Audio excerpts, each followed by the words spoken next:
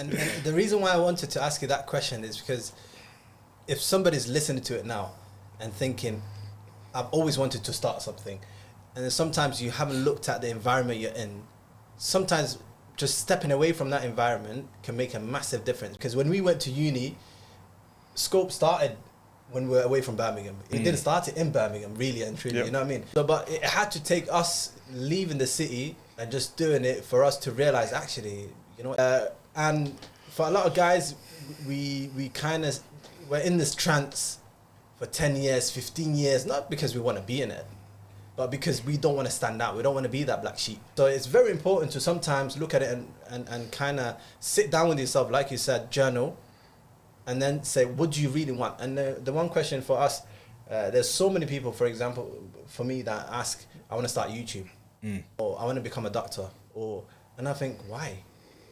What is it about being a doctor? What is it about starting a YouTube? Because if you start, you will quit. I mean, so if you don't know your why, but if you don't know your why, it becomes very, very difficult to maintain all that. And you know, sometimes I do believe wherever you go, it's not necessarily Dubai. Like, you can go anywhere in the world because it forces you out of your comfort zone. But to kind of go back to a point you made earlier, you said like your why has to be strong. I just believe you get started and your why grows. So for me, if someone asked me, you know, I want to start YouTube, I'll say, yes, start it.